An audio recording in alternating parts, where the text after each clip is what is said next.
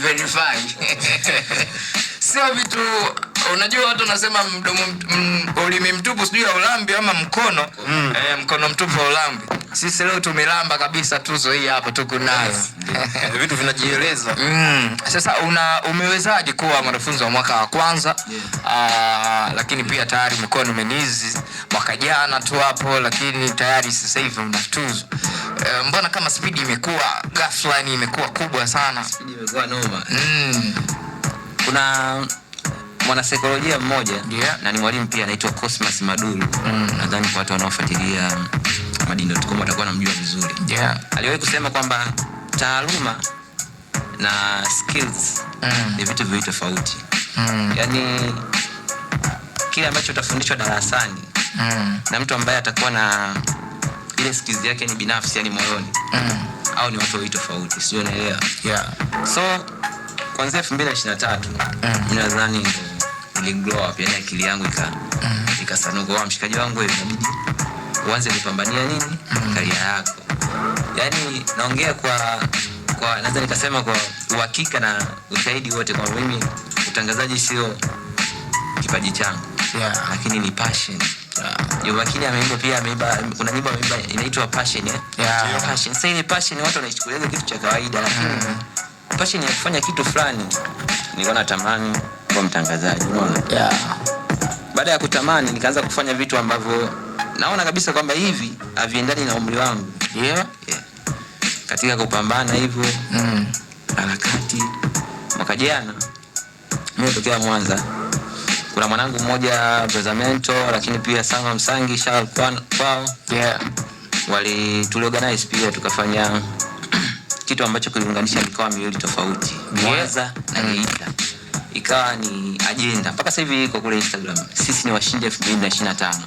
Yani sisi tulijitem tu bwana, sisi tu washindi. Kwa bado advance kipindi hicho. Sisi tu washindi. Tufanye mavitu ambavyo tunaona kwa umri wetu hatuyawezi. Basi bwana tukawa tumechekecha gurudumu kama hivyo. Tukaamua tu kwamba bwana hivi kuna mtu kweli anaweza akatukatalia jambo ambalo tunahisi kwamba tukimwambia litasensa hapo akatae. Tukagundua kwamba no, tufanyeni bana. Tumefanya hamasa mwanangu bro. Tumepita shule, sawa? Baadhi ya shule tumepita kwenye mabiashara huko. Mpaka wengine wanasema labda mko chuo na nini? No. Sisi ndo tumemaliza advance, lakini tunafanya tu in terms of kwamba sio kwamba tumefundishwa sehemu au nini. Tunajaribu kutengeneza ile passion yetu, ndo tunajaribu kujiunganisha na dunia inakoelekea. Yani mitandao. Tumeforce mwisho siku tumefanya event kwa mikoa miwili igawa kubwa. Tukasema bana atuishie hapa. Kwa hii sisi ni washindi, tuende nayo mpaka 2026. Baada ya kufika chuo, mimi nadhani kama kitu ulipangiwa kuwa nacho tu au kilikustahili, basi wewe ulistahili kuwa hapo. Yani wewe leo hii balozi, either usingekuwa unataka kuwa hapa au ulikuwa au kuplan kuwa hapa. Lakini leo hii upo hapa kwa sababu ilipangwa. Ilikuwa yani lazima iwe. Kabisa. Na mimi siamini kama unaishia hapa. Kwa sababu mwenyewe moyoni yani una malengo kwamba bana mimi nitaishia tu hapa. Yani kuna vitu akini mwako kikao kafikiria. Unasema kwamba yes, mimi sijioni hapa, najiona zaidi. Najiona kuikuza Mtawala, najiona kuikuza show inaitwa Big Up Show. Kuikuza ifikie level ya show nyingine ambazo ni kubwa. Unaona? So ili ni style mimi kwa pale brother Grayson. Ni mmoja kati ya watu ambao wanaangalia sana passion ya mtu. Anakuambia usipelekee CV. Yeye ukiona unaenda na makaratasi kwake, anagundua kwamba wewe labda kuna kitu unapungukiwa akilini. Muonyeshe Instagram. Yani kwamba una passion kweli ya kuwa mtu fulani. Hem, nione Instagram yako. Naona. Kwa hiyo mimi sikuogopa. Na mimi nilikuwa na force. Kama mimi ikibidi ikusudi niwe noma, lazima niwafuate watu ambao sio rahisi mimi kuongelesha, yani unajua. Na nadhani hiyo ilinijenga kutokana na ile kitu ambacho tulikuwa tumeshatengeneza sisi wenyewe kwamba sisi ni washindi. Kwa hiyo anyway lazima sisi tujitengeneze kuwa washindi. Ndio mpaka leo tuko tunakimbiza. Kipindi chetu cha naenda. Mpaka leo tunaonekana hapa Mtawala FM. Inakuwa Kinyamwezi ni kwa sababu ya passion ambayo tulitengeneza. Ikawa hivyo. kabisa. Msikilizaji wa Mtawala Radio ambaye anazungumza hapa anaitwa Bino. Ukidondoka Instagram pale anatumia Bino_04. Sawa? Ametusanua kwa nini Bino na tumetosheka venye ambavyo ametuambia. Lakini pia ni host kwenye kipindi chake ama kipindi ambacho kinaitwa Naenda. Lengo kuu la kipindi hicho ni kusafiri na wewe mtazamaji wa kipindi hicho pamoja kuelekea maeneo mbalimbali ya Dar es Salaam, pia nje ya Dar es Salaam. Kuna watu mimi na ushahidi hawajawahi kufika Kigamboni toka wazaliwe, yani lile daraja wanaliona kwenye TV tu. Sasa mwanetu amechukua hiyo nafasi kuwasanua kwamba ukitaka kufika Kigamboni before kwa hujaamka, sawa, akisha una plani, unajua kabisa nauli shingapi. Sawa, ili ufike Kigamboni unatakiwa utoke wapi, uende wapi, daladala zipi unatakiwa upande. Ukiona imejaa unafanyaje? Unapanda hivyo hivyo, unaning'inia kabisa bomba. Unashika bomba, au sio? Ndio tuko naye hapa tunazungumza. 26 nataka kusema hapo kwenye kushika bomba. Na ukiona mna nafasi ya kushika bomba au nafasi ya kukanyaga, wewe fanya tu kukanyaga juu ya mguu wa mwenzio pale. Hivyo. Hamna kuachwa mtu, au unasemaje? Kabisa. Unachokumbuka wewe si ndio iko? Sawa. Tuko naye hapa kwa sababu ni mbunifu na sisi tunazungumza na vijana ambao wanachukua hatua kufanya yale ambayo wanaona kwamba siku moja nitakuwa big fish kama big fish wengine ambao wanafanya vizuri kwenye tasnia yoyote ile. Unaimba, unacheza, mtangazaji, unafanya vitu ambavyo unatamani kuwa kama nani. Tunawapa hiyo big up hapa ndani ya Big Up Show. Natamani kujua kwa sababu today tunazungumza unabadilishaje ubunifu wako kuwa hela. Sasa before hujatusanua kuwa unabadilishaje Naenda kama pata ya ubunifu wako wewe, naamini kuna idea mengine yametoka kichwani kwako kwamba okay, tusiishie tu kuwasanua watu kuhusiana na maeneo fulani. Tupige nao pia story, watu waambie watu wa hapa wanaishije mazingira na vitu kama hizo. Sasa before hatujaenda huko, tusanue kwanza hii idea ya Naenda ilitokea wapi, ilikuwaje mpaka likawa bonge moja la dude. Sawa. Kwanza idea Naenda, umesema idea ilivyokuja. Haikuwa full idea. Ilikuwa ni part of life. Ikageuka kuwa idea. Before mimi nimekuja mwaka jana hapa, chuo mwezi wa 11. Hamna siku ambayo nilifurahi mwenyewe. Yaani nilikuwa na furaha baada ya kujua tu kutumia daladala. Kutoka zangu Salasala kuja Mwenge, kwamba natakiwa nipande magari gani, nije na nirudi nishukie wapi, na nauli shingapi. Bro, prove you. Yaani watu ambao tunatokeaga mikoani, watu nadhani sijui ndani jiji gani, unajua. Bro, yani kule kwanza watu wa mkoani unajua watu wadau wanatugeuza kama sisi mashabiki zao. Niona hata juzi pia wamepost yani kwamba watu wadau wanaonaga watu wa mkoani kama mashabiki zao. Kwa sababu sisi yani kuna vitu bado watu wakija mkoani kuna vitu wanatuambia tuelewe, yani unajua. Huku da watu wana experience nyingine kabisa ambayo mtu wa mkoani anaikosa, unaona? So baada ya kujua kwamba natokaje hapa kwenda wapi kwa daladala, ilikuwa ni furaha ya hatari. Yaani unajua furaha. Afisa nikaanza kujua kwamba kuna kwenda Kariakoo. Kumbe Kariakoo napanda hizi gari. Hiyo pia ilikuwa ni furaha.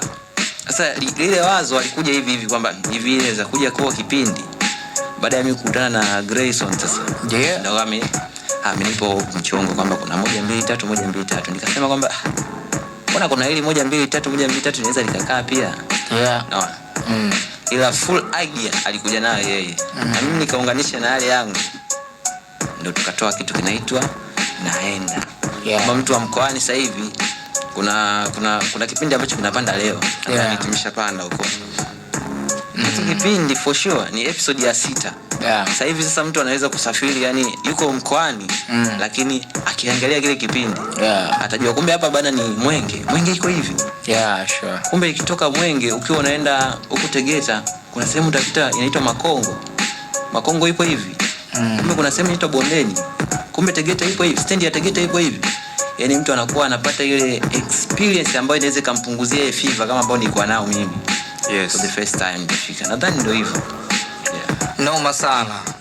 tumepata full idea au vipi, ilikuwa vipi, ilikuwaje, ikatokea hivyo. Mimi nimependa hiyo scenario ya kwamba sasa hivi haitajiki mtu Google mwingi panaonekanaje, kupitia tu platform yanaenda, anaweza kaangalia okay, sasa hivi hapa tupo Mwenge, na Mwenge kuna miushe 1 2 3 mvua zikinyesha, unajua ipo hivi noma sana. Na ndio maana uko hapa Bino, kwa sababu kitu ambacho mnafanya ni kitu kikubwa.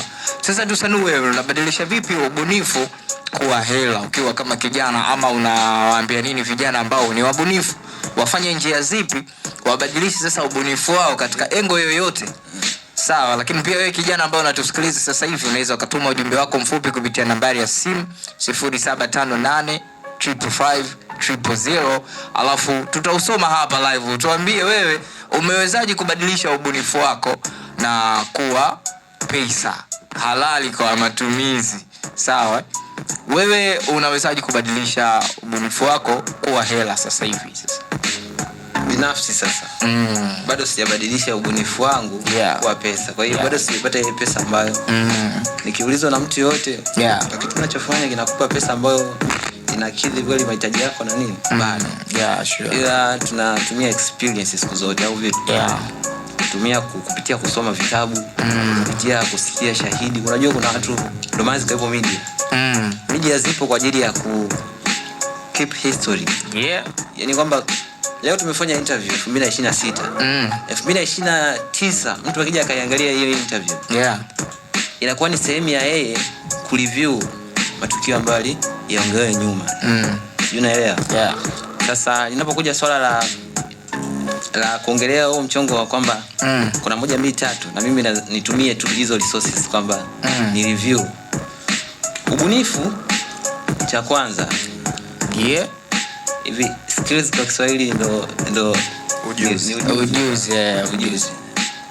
Kwenye ubunifu kuwa pesa kwa mara nyingi sana ambao nimekuwa nikisikia pia kama nilivyosema sio rahisi. Yaani kuiconvert pesa ya mtu kuwa yako ni kitu ngumu sana kabisa.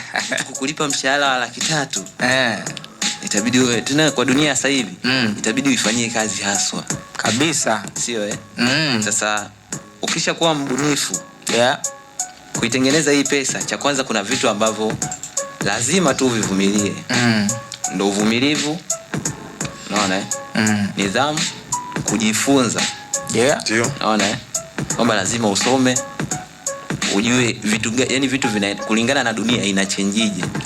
Unajua kuna watu bado wanaishi uzamani ambao uzamani umesha claim kama sehemu ya maisha yao. Kumbe dunia ina update kila siku. Dunia inabadilika kila siku. Kwa hiyo njia rahisi ya kubadilisha sasa huo ubunifu kuwa pesa, nadhani mtu tu atambue kwamba katika kipindi hicho inabidi uwe mvumilivu, uwe na nidhamu. Unaelewa? Maana unaweza kupata gap sehemu fulani, ukaonyesha utovu wa nidhamu, ukaondolewa, tayari ile kitu inakuwa imeondoka. Lakini hapo inabidi mtu aelewe kwamba pesa ni matokeo. Yaani pesa haiwezi kuja pasipo kuifanyia mtihani. Pesa ni matokeo. Msingi nadhani ndo hicho kipindi sasa cha kunanili.